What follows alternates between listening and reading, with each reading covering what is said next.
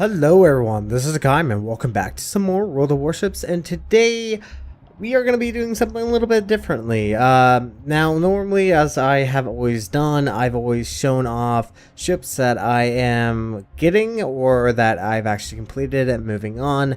But this time around I'm actually going to be showing off the tier 10 cruisers. Going to go through each one in each video and basically talk about them, because there are a few cruisers, especially like the Zhao, the Hindenburg, that I've had for a while, but I actually don't show off too much on the channel.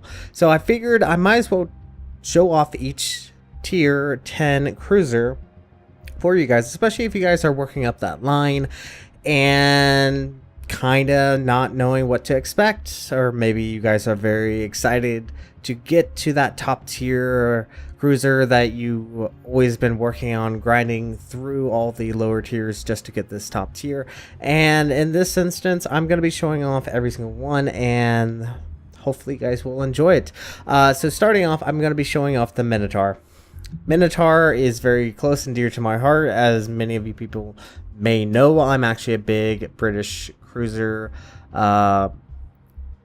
fanboy. I really am a fanboy of these lines, but essentially a lot of people don't like them. They do have a lot of major weaknesses. There are a lot of strengths that they have too, but they are I don't want to say gimmicky ship, but it's somewhat gimmicky. They really do rely on their special ability to provide themselves smoke, while the other cruisers do not have that same ability.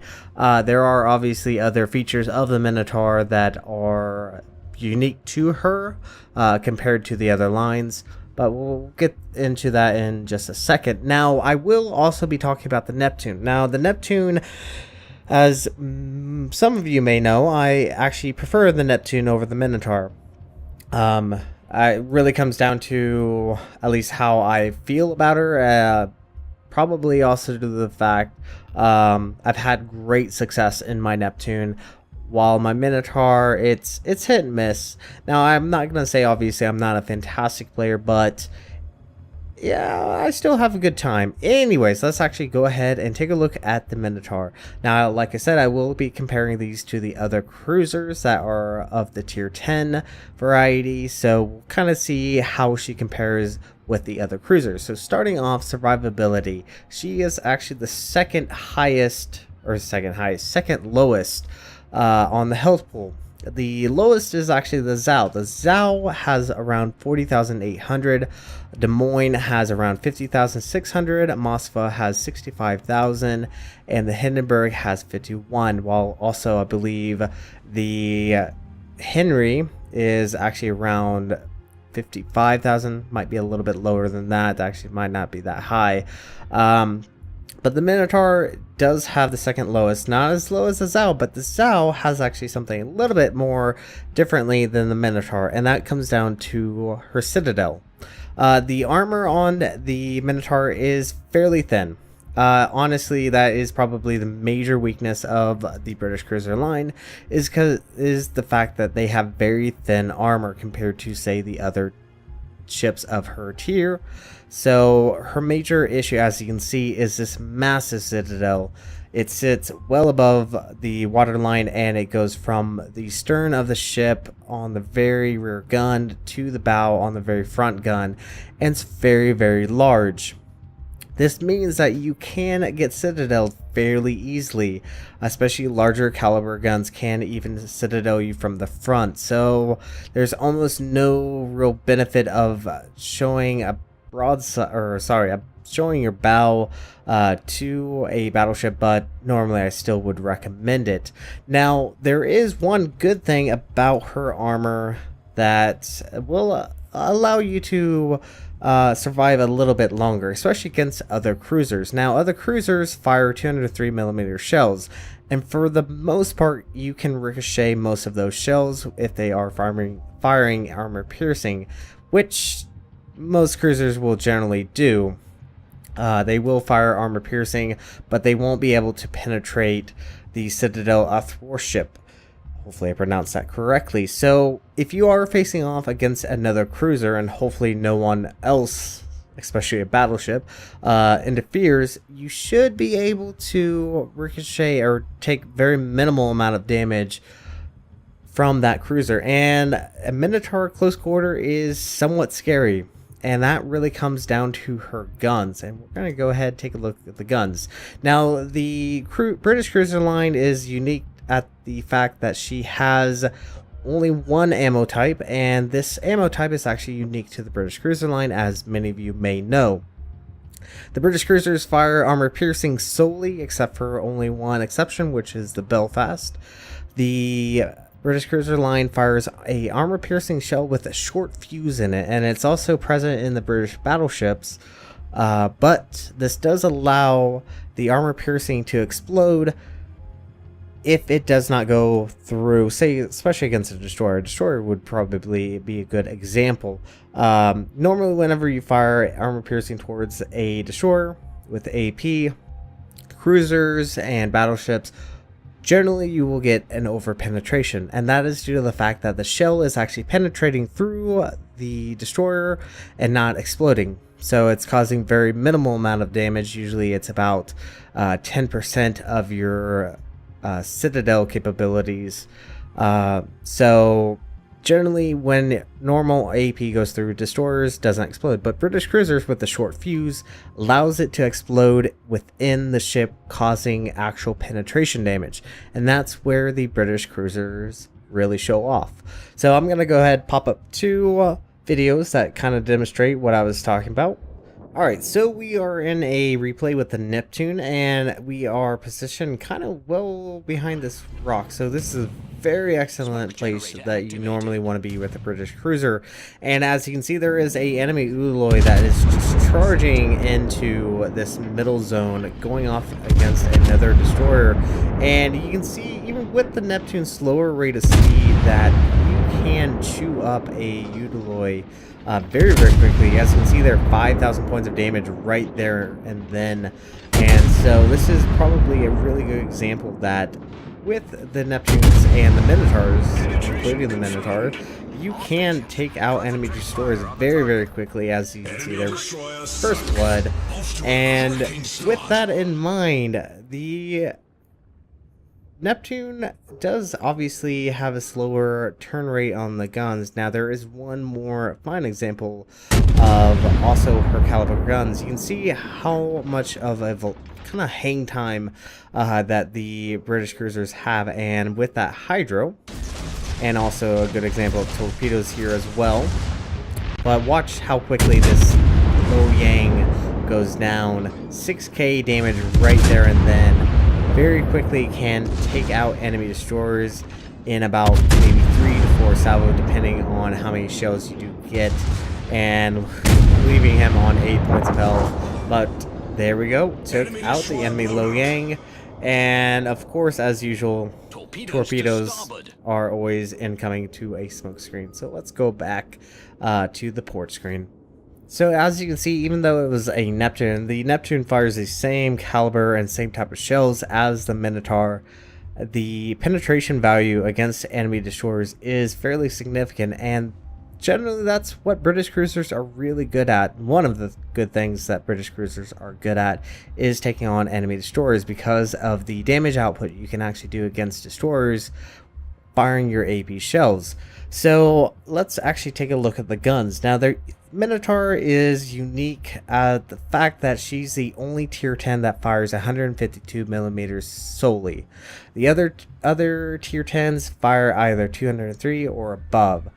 And this offers some benefit. One major benefit is her guns fire very fast, 2.8 seconds, and they turn very quickly, around 5.3 seconds. Now the max damage is not extremely high, around 3,200, and generally you will find that it takes a lot of shots to do the same amount of damage as other tier 10s. Not to say that is impossible, as I will actually quickly show you a quick clip of a confrontation against a broadside Des Moines, because a Minotaur, although firing 152 millimeter shells, can citadel other cruisers, especially in that close quarter area, as you will see. So, coming back into a short little clip of essentially how well a Minotaur's guns can do against broadside targets, we are currently pushing up on the northeastern hand side of the map. We do have a friendly Minotaur in Edinburgh, and as you can see, there was a enemy Des Moines that was currently situated behind that island. The Des Moines is very, very similar to the Minotaur in a lot of ways. It has very weak broadsides that you really do not want to show a lot of broadside to any enemy ships. But with the Minotaur's fantastic low detection, as you can see, we were actually able to get by this Kurfürst, who's only around 9.6 kilometers away from us, and we're able to sneak up behind this Des Moines. Now, the Des Moines obviously does have radar, but he does not know where the other Minotaur is. And in a moment now, I'm actually going to quickly take control of the camera. We are now detected, I believe, by the enemy Kurfürst, so we are at least aware to the Des Moines that we are sneaking up right behind him. But just watch how quickly and how many citadels you can get with the Minotaur. In 2 salvos, we have done over 40k, and the 3rd salvo takes him out, and that is 13 citadels. So the AP on the Minotaur is fantastic whenever facing against broadside targets like that. And yes, smoke screen, and as you can see there, even at a angled towards that Kurfürst, you're still able to get citadels quite easily, so definitely one to stay away. So let's quickly get back to the stats. So as you can see, the guns can and will citadel other cruisers. It's just generally most times you have to be a little bit closer, and that's probably one major fault of her guns, is the fact that she has extremely limited range at 15.8 kilometers compared to most of the other tier 10 cruisers. As you see, the Hindenburg has 17.8, the Zhao has 18.8, the Des Moines has 18.4, and the Moskva has a whopping 22.6. And I believe the Henry, let's actually quickly grab the Henry real quick. And unfortunately, I don't have the Henry at the moment, but we'll get there eventually. Her main battery stock goes around 19.1. So as you can see, limitation is the range on the Minotaur, and also due to the fact that at that longer range, the shells tend to go very lofty, very, very similar to how USN cruisers fire their guns, or better yet, their destroyers. So the shell velocity is very, very sluggish. Firing at 768 meters per second.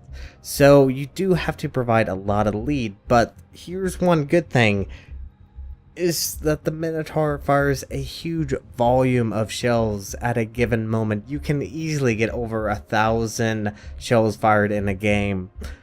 Can't always guarantee you'll always hit something, but you can at least get over 1,000 shells quite easily in a game. But one nice little thing about her guns is, well, actually, here's a better way of saying it.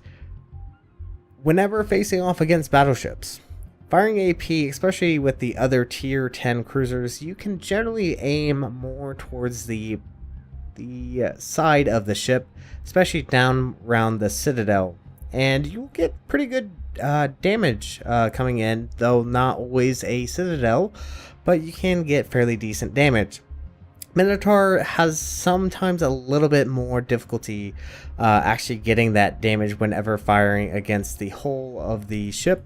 So in most cases, you'll be actually aiming more so for the superstructure, especially against German battleships, where you can truly rack up the damage and cause significant amount of damage, easily 5 or 6k salvos at every 2 to 3 seconds. So it's very good idea to aim for a superstructure whenever you are facing against any battleships with the Minotaur. So that is really nice thing about her guns. Now let's move on to her secondary armaments, which are the torpedoes. The torpedoes, especially on the Minotaur, which is probably one of the, actually the only tier 10 cruiser that can technically stealth torp. Many of the other cruisers have very limited range on their torpedoes. I believe the Zhao has the second at 8 kilometers and the Hindenburg has 6 kilometers. While actually I believe the Henry has 10 kilometers. So I believe the Henry is tied up with the Minotaur, but the Minotaur has 4 quintuple 533 millimeters. They have a 96-second reload time. They do around 16,767 points of damage, have 62 knots speed, and 10-kilometer range torpedoes. Now, you might be wondering, well, what's so particularly special about this? Well, as probably many of you know, and this just comes as no surprise, is the fact that the British cruiser line will actually, and is the only line that is capable of firing single spread torpedoes. As many of you guys may know, you'll only fire your torpedoes in a spread. With the British cruiser line, you can fire single fire, and if one torpedo hits, more than likely all the others will. So it's a great damage dealing, and it also ensures, especially if you are facing a ship that is going bow in, that your torpedoes will more than likely hit and cause significant amount of damage.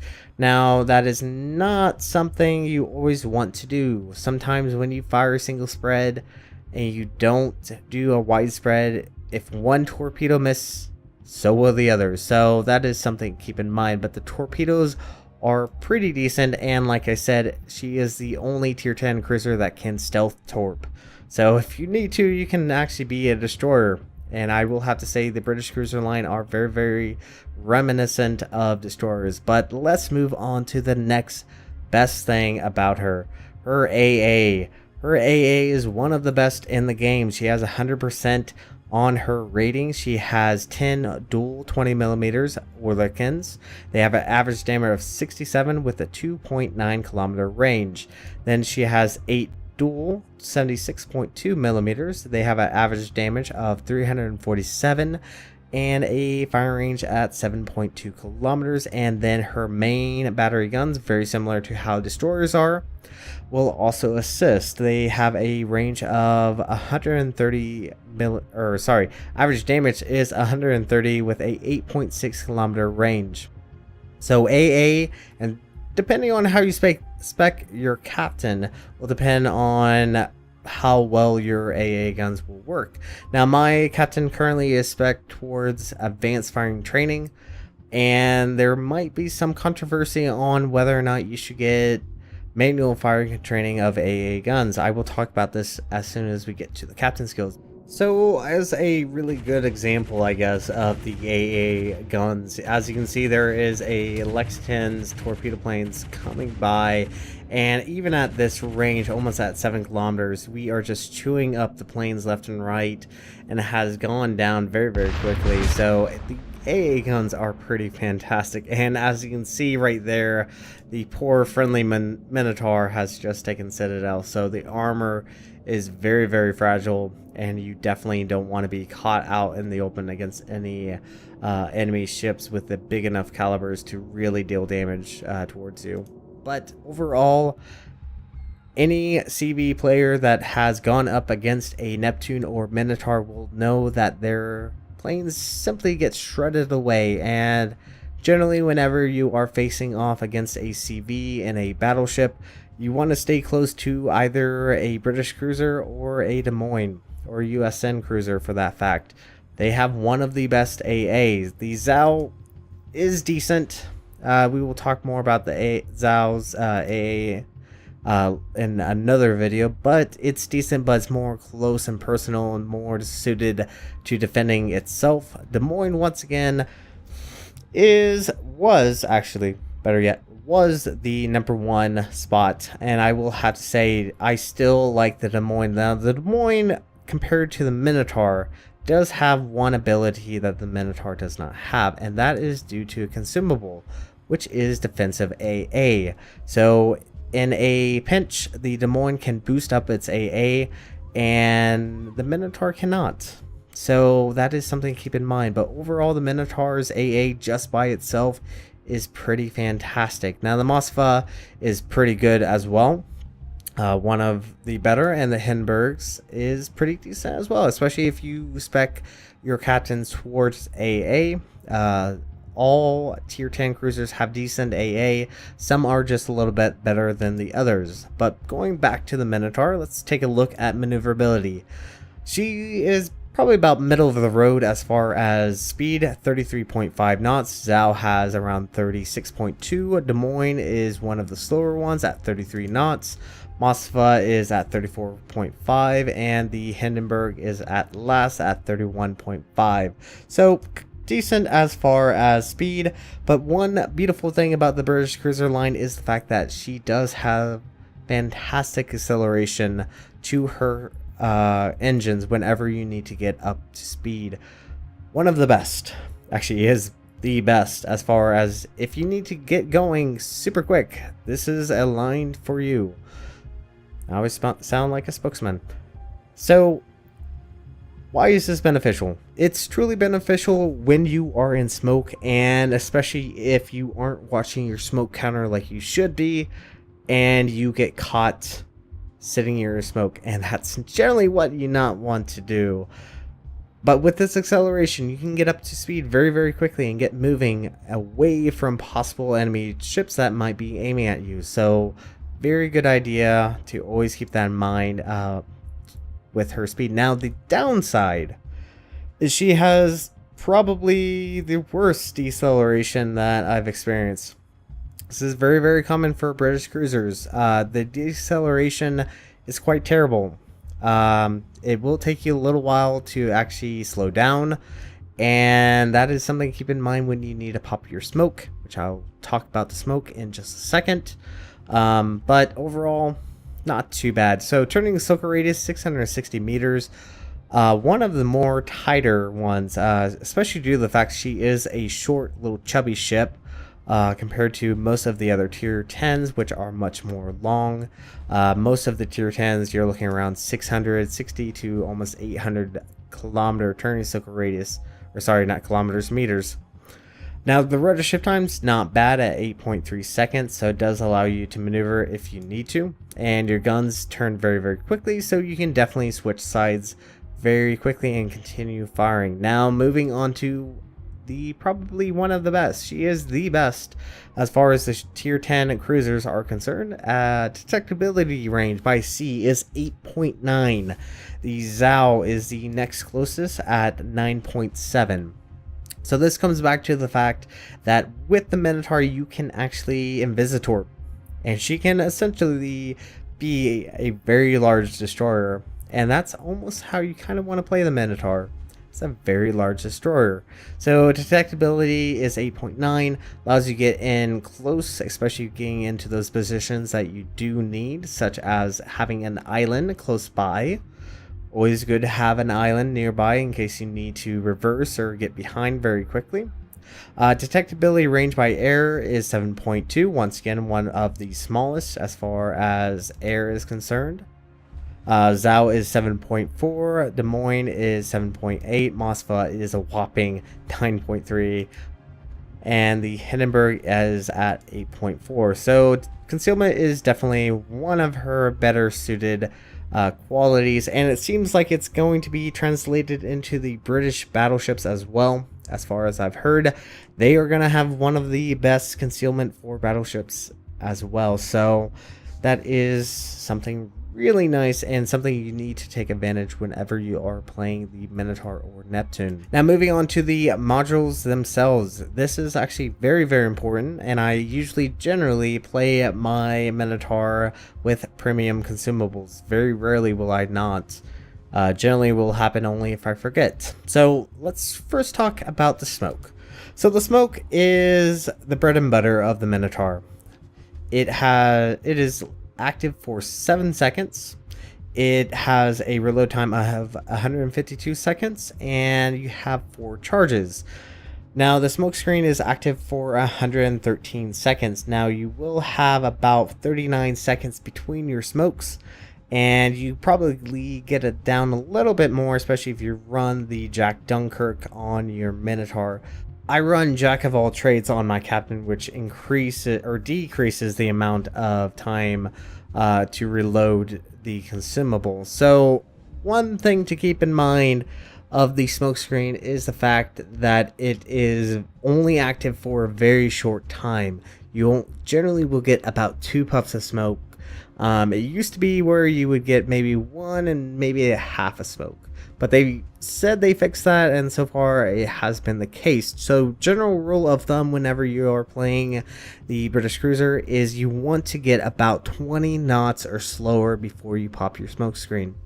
And with that, you will actually stay within your smoke screen, usually on the very outer edge of your last puff, but you're inside your smoke screen. So what will happen if you try to slow down and then just pop your smoke? You'll just glide right out of your smoke screen, and you'll be sitting outside quite broadside to any ships that are looking at you in the wrong way. Now, the Minotaur does have the potential of dropping the smoke and instead getting surveillance radar. Probably wouldn't recommend it. Maybe if you really want to be ballsy with the Minotaur, you can get it. The range on the surveillance radar is 9.9 kilometers, very, very similar to the American or USN cruisers. Is active for 40 seconds, and it has 114, but once again, not something I overly recommend. Now, the other consumable that we do have is hydroacoustic search, very similar to how most hydroacoustics search as far as range is concerned. But this is useful, and the reason why this is useful is when you are in smoke. Smoke is a torpedo magnet, and generally you will be torped. So having this will give you additional warning of possible incoming torpedoes, which will allow you to possibly get away. So always have hydro. Usually I would time it up with your smoke as much as possible. Gives you a much better survivability chance than if you did not have that. Now, moving on to the last thing, and this is probably a slightly controversial thing with the British battleships, but the British cruiser line has the best repair consumable in the game. Restores 1039 points of health per second, and it is active for 20 seconds. So you can get 20,000, probably a little bit more than 20,000 points of health back. And this is very viable and valuable for the British cruiser line because of their very thin armor. Most times you will get citadeled even if you are sitting in smoke, and that is one thing you definitely have to be aware of. Your angling on your smoke screen, but you will get citadeled. Usually it will just be some random shell that decides to be blessed by RNGesus and go right to your citadel. So with this, you can actually repair, and this will save your butt time and time again. So always have the repair party available. I generally run the premium, just ensures that you survive for a little bit longer and you get that extra charge. So with that taken care of, we're going to quickly take a look at the captain. Now, the captain is something I really do want to talk about, and this also is going to play in part with the Neptune. So starting off, I have gone for priority target. I find this extremely beneficial for any British cruiser captains out there, allowing you to know who is aiming at you. Very good idea to keep this in mind, especially at the later ends of the game, when there's fewer ships and you have run out of your smoke consumables. Having this additional skill will allow you to know when to pull away, especially if you have to fire while you are in the open. So this highly recommend, but that is my choice. Now, my captain, I would actually not say go for expert marksman for Minotaur. This captain I just have not gotten back to redo. He still has expert marksman from the previous tiers of the British line, so I would not recommend expert marksman for this ship. I instead obviously go for jack of all trades. If you have Jack Dunkirk gives you 10%, minus 10% to reload time of all mounted consumables, but otherwise it's only at 5%.